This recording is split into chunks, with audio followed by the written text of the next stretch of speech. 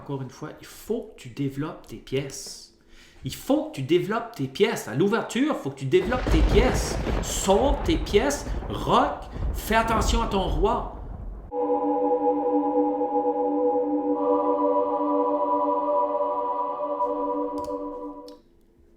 Bienvenue à Hub City Chess. Aujourd'hui,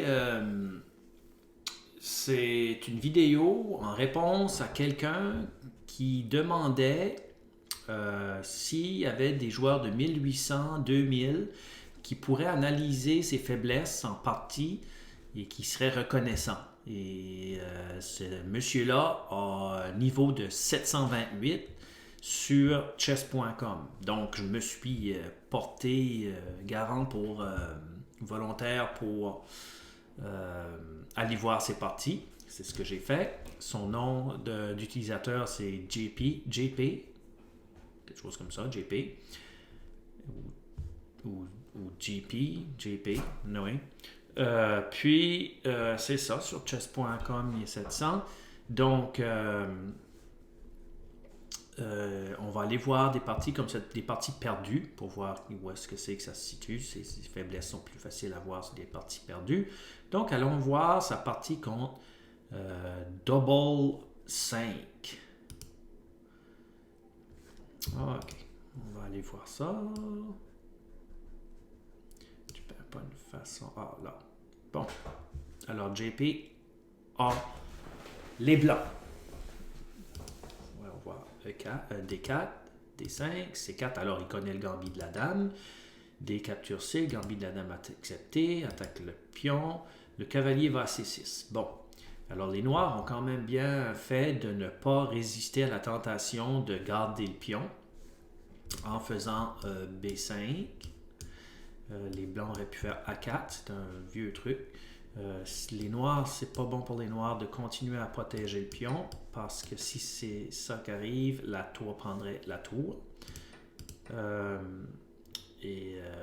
Si les noirs protègent de cette façon-là, les blancs prennent, sortent la dame.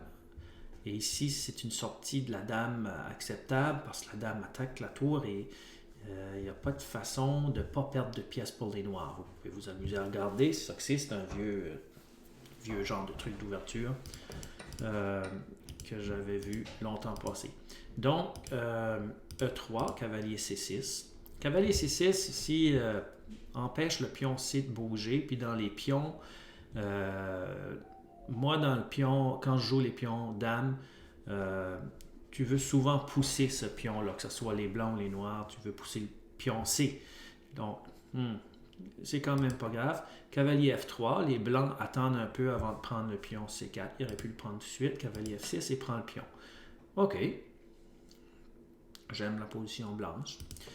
Fou F5. Fou F5, ici, ça peut être dangereux pour les noirs parce qu'il y a dame B3 qui ferait une batterie sur la case F7, qui attaquerait la case F7 deux fois avec la dame puis le fou, puis le dame attaquerait le pion B7 aussi, on va voir, et JP, c'est ce qu'il fait. Ok, intéressant, wow. E6, et JP décide de ne pas prendre le pion B ici. Je pense que prendre le pion B aurait été une option vraiment possible ici. Mais il décide de jouer D5. Moi, j'aurais préféré voir les blancs pratiquement rocker. Juste rocker.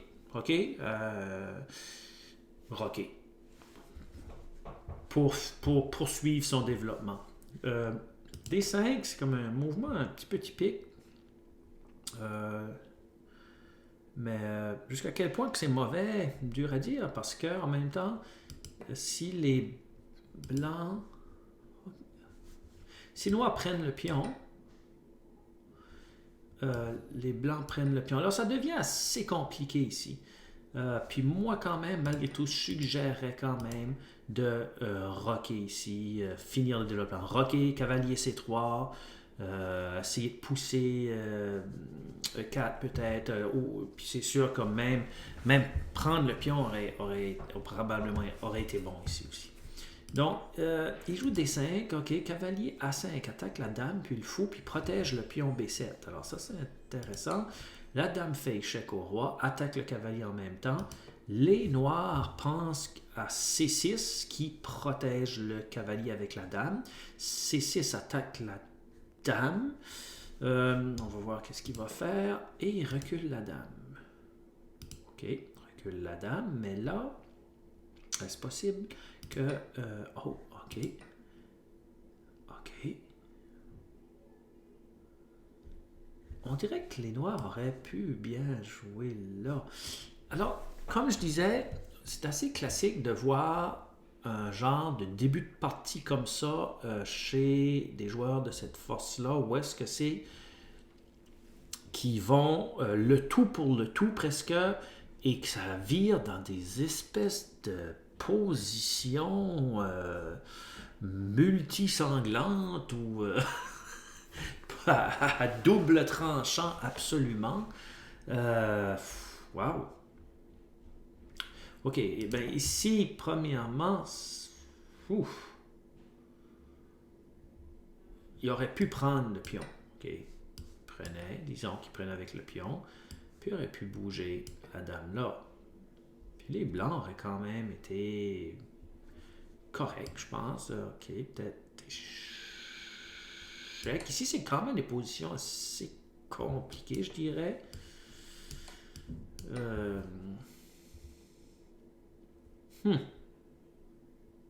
Les blancs, ça en aurait quand même bien sorti.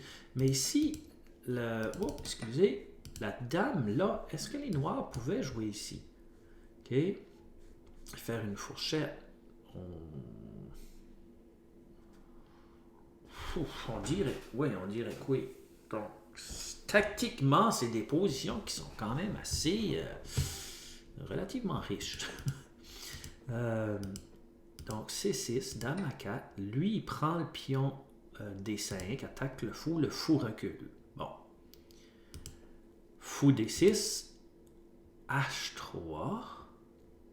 Alors, c'est une position qui est complexe. Où est-ce que c'est que les deux adversaires... Où est-ce que c'est assez ouvert et que ce serait manière de très important de sortir ces pièces le plus rapidement possible. Et là, les blancs, eux, ils décident, moi, je vais jouer H3.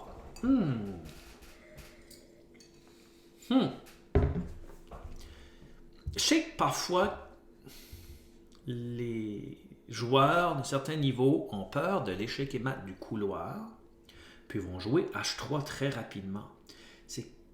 Mais ici, je ne sais pas tout quelle raison autre que ça. Je n'ai pas trop de raisons pour H3. Alors, ça aurait été probablement mieux, comme je dis, rocker, juste rocker, let's go, rock and roll, ou développer des pièces. Alors, H3, petit rock, cavalier G5, OK. Là, on rentre vraiment dans le classique, où est-ce que c'est que on ne pense plus à développer, on joue juste pour des espèces d'attaques fantômes. Ici, c'est vraiment important pour les blancs, JP, de rocker, développer son cavalier, développer ses pièces. Et une chose que je dis à mes élèves parfois, c'est que écoute tes pièces te parlent, ok? Tes pièces te parlent, écoute tes pièces. Elles veulent jouer tes pièces. Il faut que tu fasses chaque pièce, c'est comme un petit morceau, disons, d'énergie qui a besoin pour d'être utilisé. Okay? Tu ne peux pas les stocker comme ça puis penser que ça va aider. Il faut que tu les aides à avoir encore plus de pouvoir. Puis à les aider à avoir plus de pouvoir, ça aurait été probablement un coup comme cavalier C3.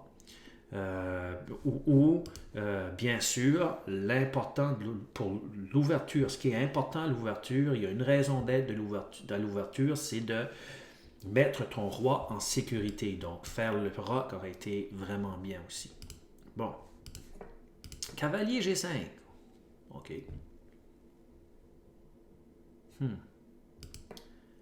H6.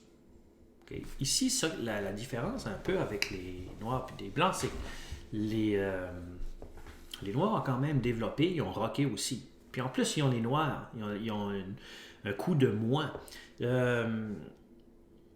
le cavalier noir ici n'est pas vraiment une position des plus favorables.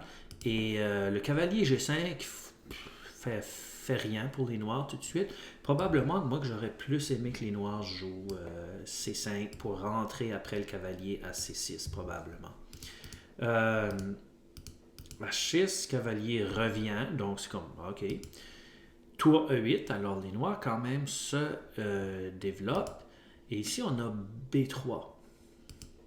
OK. Le développement et le rock. OK, ici, la grosse affaire, c'est comme je disais dans une de mes vidéos, une raison. Qu'est-ce que j'avais dit? C'était un conseil pour les joueurs débutants. Et le conseil que je donnais, c'était de rocker. Et rocker rapidement pour mettre son roi à l'abri, pour sécuriser son roi. Et après, tu sors le restant de tes pièces, mais il faut que tu rock à un moment donné. Et là, il y en a qui disent « Ouais, mais des fois, c'est trop. » Non, rock. Alors, au niveau que vous êtes, en bas de 1000, rock. Et tu vas apprendre tôt ou tard comment réussir à mieux, disons, faire quand rocker, etc. Mais pour l'instant, l'important, c'est de rocker, c'est la sécurité de ton roi qui est en danger si tu ne rock pas. Donc, ici, B3, c'est un autre coup de pion qui prépare une sortie de fou, mais le cavalier aurait pu sortir, le roi est encore au milieu. Tour E4.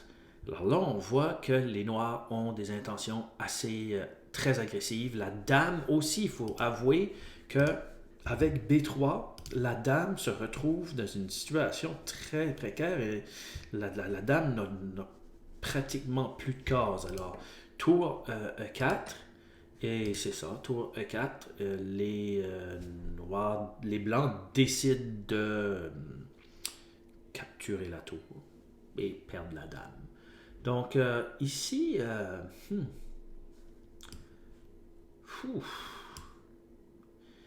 il n'y avait pas beaucoup il n'y avait pas de très beaux scénarios pour les blancs ici, là.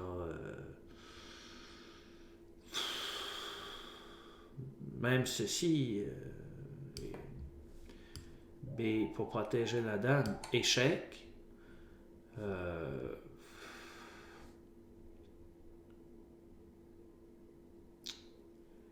Ouais. C'est très, très difficile, mais en même temps, peut-être qu'il pouvait sortir ça. S'il joue le cavalier, disons qu'il joue le cavalier pour protéger, ça ne fonctionnerait pas, parce que ça ferait échec, puis après il capturerait la dame. OK, ça ne marcherait pas. Puis s'il joue le roi, au moins, peut-être qu'il peut garder la dame. Mais, à quel prix, tu sais, comme la partie est maintenant terminée. Donc, ça, c'est vraiment une question de développement très simple. C'est pas très compliqué. C'est juste comprendre que il faut que tes pièces jouent. Tu peux pas laisser tes pièces à rien faire. Ici, par exemple, probablement que les blancs auraient pu prendre le pion B7. Mais le pion D5 était un coup très risqué. Les blancs n'avaient pas besoin de faire toutes ces choses compliquées-là. Les blancs auraient pu simplement rocker, puis il y avait une belle partie. Okay? Les blancs auraient eu une bonne partie à rocker, puis auraient continué à essayer de développer. Sans compter que le pion ici était probablement aussi capturable, disons absolument. Puis surtout une fois que le roi est en sécurité. Bon, ça c'était une partie. Je n'ai pas besoin de garder beaucoup plus loin. C'est là que ça s'est passé. Parce qu'ici, les blancs avaient une très très bonne partie. Okay? Mais c'est respecter ses pièces et écouter ses pièces. Okay? Quand ici, ton roi, ton cavalier, ton fou, ta tour, te disent que, et cette tour ici aussi, te disent, OK, hey, nous autres, on veut jouer, le roi veut être en sécurité. Là, je reviens là-dessus, parce qu'il y a des joueurs qui ont un niveau pas très élevé, qui font comme ça, ouais, le rock, mais Il y a des joueurs même plus bons qui ont de la difficulté à comprendre l'importance de la sécurité du roi au début de la partie. Extrêmement important. On va maintenant aller voir une autre partie de notre ami. On va reculer ici comme ça.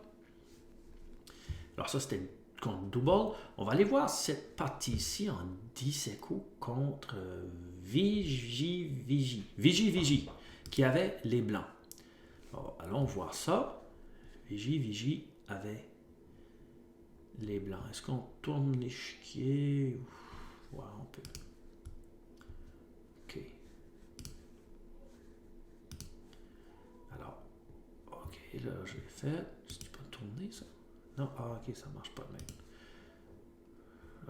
Je suis moins un fan de chess.com, je vais vous dire. J'aime beaucoup l'e-chess. Alors, Vigie avait les blancs. Ça ne dérange pas quel côté qu'on est. On va regarder qu'est-ce qui va se passer avec notre ami qui a les noirs. Alors, le 4, C6. Ah, il joue la carreau canne. Cavalier C3 et D5. Capture. Fou B5 tout de suite des blancs et pas vraiment recommandé. OK, cavalier C3, c'est pas mauvais. Cavalier F3.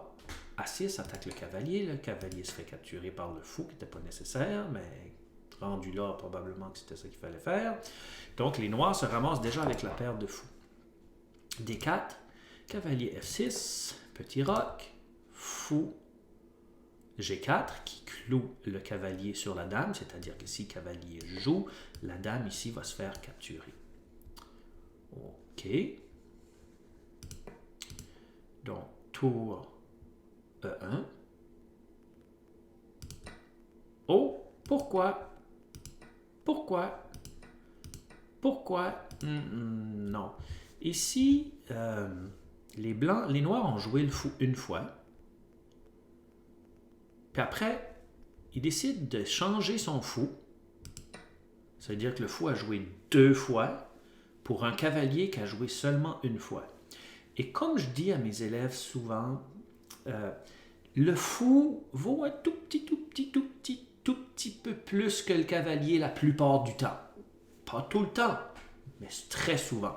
Alors, tu ne vas pas vouloir donner ton fou juste comme ça à l'adversaire. Alors, l'adversaire, en plus, ramène une pièce, sort la dame, une bonne case. Donc ici, ça, c'était une erreur d'ouverture. Puis, aussi, je me souviens, Maurice Ashley, qui est un grand maître américain, qui travaille pour le club de Saint-Louis, il disait, il dit souvent ça, et j'aime vraiment ce qu'il dit, c'est qu'il dit, quand tu as un échange, quand tu peux faire un échange, comme ici, l'échange du fou contre du cavalier, contre le cavalier, il faut que tu te demandes des choses, il faut que tu te demandes deux choses vraiment. Est-ce que l'échange est forcé? Alors, est-ce que les noirs sont forcés de capturer le cavalier? Non. Là, la deuxième chose, c'est est-ce que l'échange est fantastique? C'est-à-dire que si tu échanges ton fou contre son cavalier, est-ce que ça te donne de quoi de fantastique? Est-ce que c'est comme « Holy wow! Ça, c'est un méchant bon coup. J'ai fait une bonne transaction. » Ici, non, pas du tout. Donc, la troisième chose, c'est si ce n'est pas forcé ou fantastique, forget it. Donc, ne le fais pas.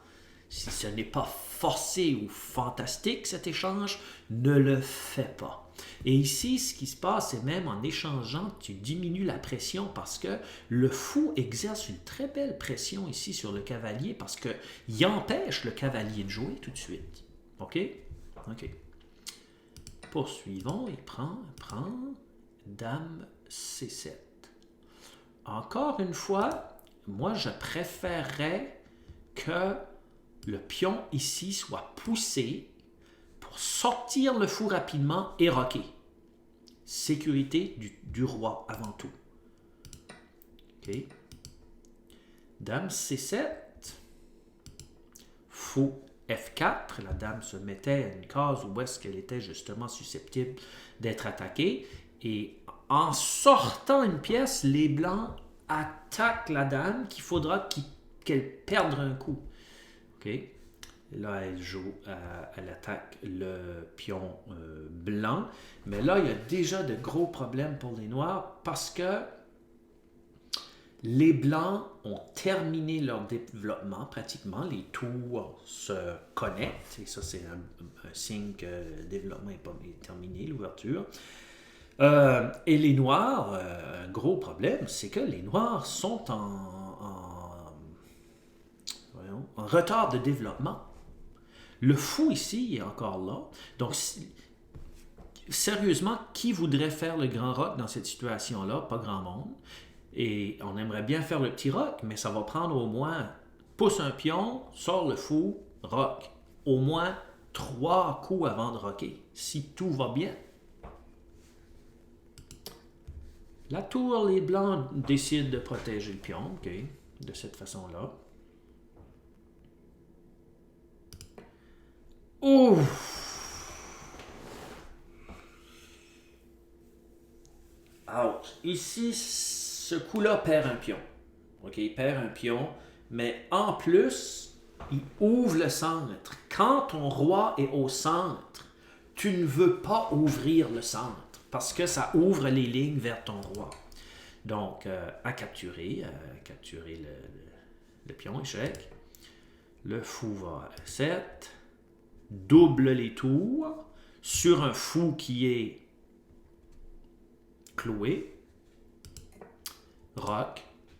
Oh, ici, OK, les blancs auraient dû prendre le fou. OK. Gagner le fou immédiatement. Il gagne la partie pratiquement.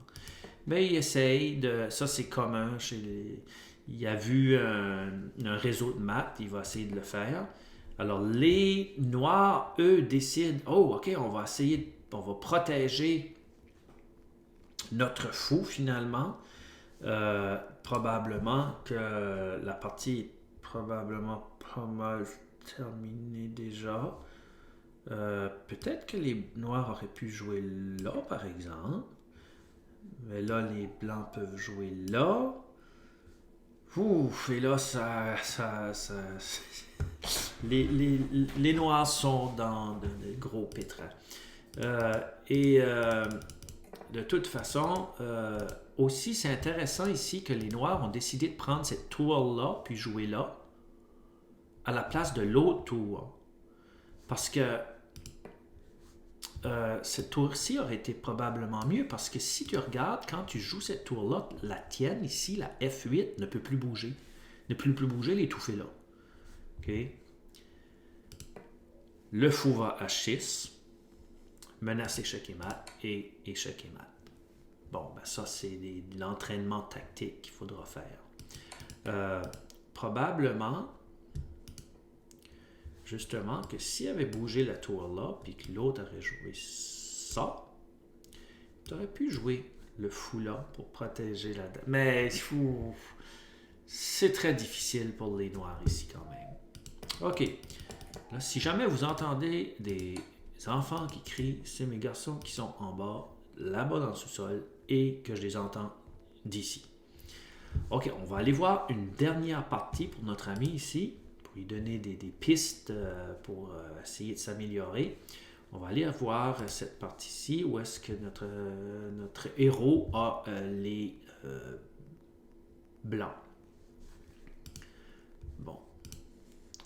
Alors, D4, cavalier 6, cavalier C3. OK, ici c'est intéressant. La plupart du temps, les blancs vont jouer C4 contre cavalier F6, comme ça. D4, cavalier F6, C4. Ici, c'est pas mauvais, au moins il sort une pièce. J'aurais quand même plus, encore, je reviens là-dessus, mais j'aurais quand même plus aimé voir les blancs jouer le cavalier là, avec l'idée de sortir le fou rapidement puis rocker. Je viens souvent là-dessus, mais c'est ça que c'est la sécurité du roi qui est important. Cavalier C3, D5, cavalier F3, cavalier C6, E3, cavalier E4. Oh, ici, les noirs décident de perdre vraiment un coup, jouer un coup. 2 fois la même pièce à l'ouverture, c'est pas vraiment suggéré. Il joue 2 fois le cavalier. Il joue le cavalier là. Okay. Est-ce que les blancs ont besoin de prendre ici? Je pense pas que les blancs ont besoin de capturer ici.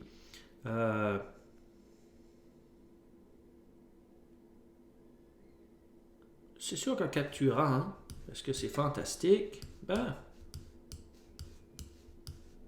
voyons, l'autre capture.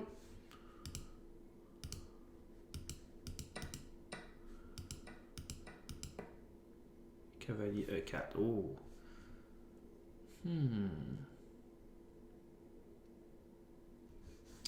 Vraiment, moi, j'aurais pas trop compliqué la chose. J'aurais juste poursuivi avec... probablement fou D3. Mettre de la pression sur ce cavalier-là. C'est vrai qu'avec fou D3, il peut jouer F5, puis là, rentrer dans quelque chose d'autre. Mais ce qui se passe en prenant, il prend. Puis là, cavalier E4, E5. Alors, encore une fois, avec ce qui se passe, c'est que là...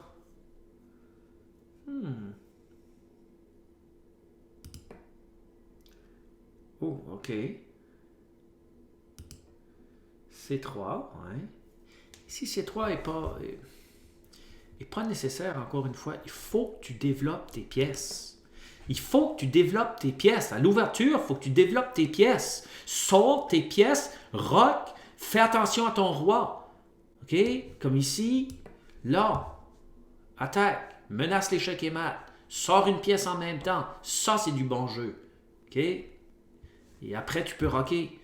Si l'adversaire fait une grosse erreur, tu fais échec et mat avec le fou F7. Mais, comme, c'est assez, là. OK?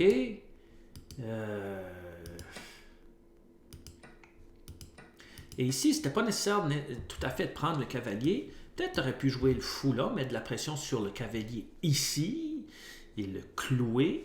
S'il prend, tu prends. C'est pas si pire que ça parce que la colonne est ouverte et toi, tu perds pas de temps. Tu es en train de continuer à te développer. Tu menaces aussi d'une certaine façon. C'est pas une menace, mais tu veux peut-être jouer le fou à A3 avant qu'il joue A6. Ça fait... OK, le fou ici, peut-être, est probablement moins fort, mais en même temps, les blancs pourront jouer C4 aussi, puis attaquer le centre. Mais ça qui est plus important encore, c'est que les blancs vont être capables de faire le rock le prochain coup. Très possible, très possible. OK? OK, on va regarder quand même qu'est-ce qui s'est passé. Clac, clac, clac, là, là. Wow! OK, et là, les blancs ont gagné un pion. Ouais! Avec tout ça, les noirs ont donné un pion aux blancs, et les blancs ont la paire de fou, plus un... Ben, les deux n'ont pas la paire de fou, mais ont un pion de plus. E6, petit roc, A6, je comprends pas tout à fait A6, E4, mais le pion au centre est bon, puis aide le fou à sortir à un moment donné. Le fou là, tiens, fait une belle chaîne de pions ici, alors le fou va à E7, la tour va à E1, ici, à cause de la belle chaîne de pions, peut-être même que F4 aurait été une idée pour essayer de faire des attaques à un moment donné, mais tour 1, F5 et dame... F5 ici, attention, F5, il y a la prise en passant ici, mon ami. F5, la prise en passant aurait été probablement un très bon coup, parce que tu prends en passant. Supposons que l'autre prend de cette façon-là, ben, le pion ici va être une grosse faiblesse. Et non seulement ça, mais l'adversaire a son roi. Là, c'est le rôle inversé de tout à l'heure. Ton adversaire a son roi en plein centre encore. Et alors, c'est toi qui as une avance de développement ici. Et je suis sûr que l'ordinateur donnerait une très grande avance aussi, une très belle avance pour les blancs ici. Donc, il fait échec au roi, ok, là G6, dame H6 pour essayer quelque chose, dame D5, ok, et dame G7. Ok, tout ça n'était pas vraiment nécessaire. Comme je dis, la prise en passant a été une bonne idée, mais c'est quand même bien parce que les noirs sont tellement dans une mauvaise position. Et là, les blancs commencent à ramasser. C'est ça, les pions. Oh, ok. Ça va mal. Comment est-ce que les Blancs ont perdu ça? Je ne suis pas sûr. Probablement que je sais comment, parce que ce qui se passe ici, les colonnes sont semi-ouvertes pour les Noirs. Probablement que les Noirs ont peut-être mis des tours ou quelque chose comme ça, puis ont réussi à faire échec et mat à cause qu'ils vont réussir à attaquer le roi. Alors des fois, prendre les pions même sur le bord, quand c'est ouvert comme ça peut être dangereux. Malgré tout, ok, la dame là, ouf, ok, là les Blancs gagnent. Oh! Ok.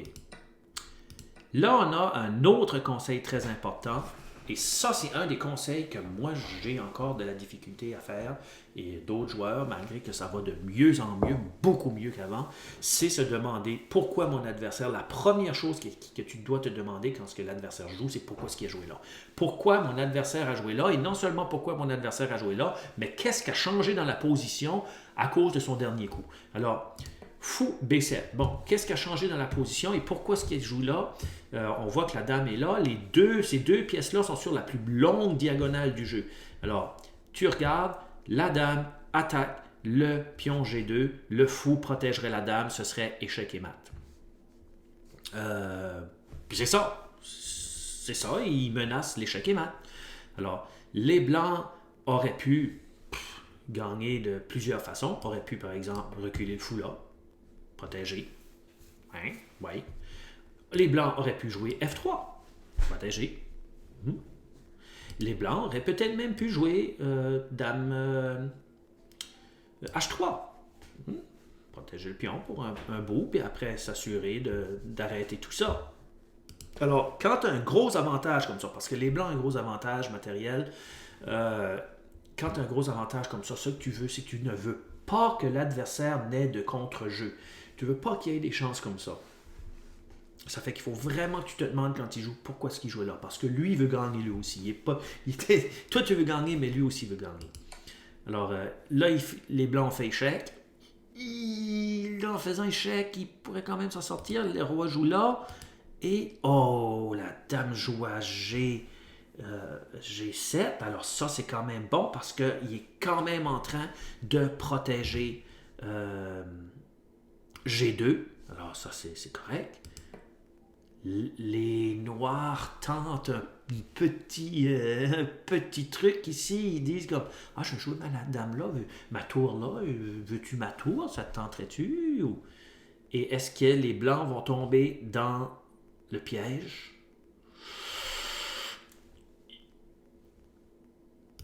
Oh! Ne te fie jamais à ton adversaire. Ton adversaire, c'est ça qu'il veut faire, lui. C'est te donner de la misère, puis t'inventer des plans diaboliques. Tiens. Alors ça en était un. C'était pas le plan le plus incroyable au monde, pas le plan, mais le coup le plus incroyable au monde. Mais s'il y avait une petite trappe, et les Blancs ont tombé dedans et se sont fait faire échec et mat. Donc, je pense dans ces petites parties-là, il y a beaucoup d'éléments très intéressants, mais des éléments qui reviennent aussi. Ça vaut la peine de prendre en note ce que j'ai donné comme élément. Et merci beaucoup, mon ami JP, pour ces parties-là. Et j'espère que ça va t'aider et j'espère que ça va aider aussi d'autres joueurs qui débutent aux échecs ou qui veulent s'améliorer, pas nécessairement qui débutent seulement. À la prochaine, c'était Hub City Chess.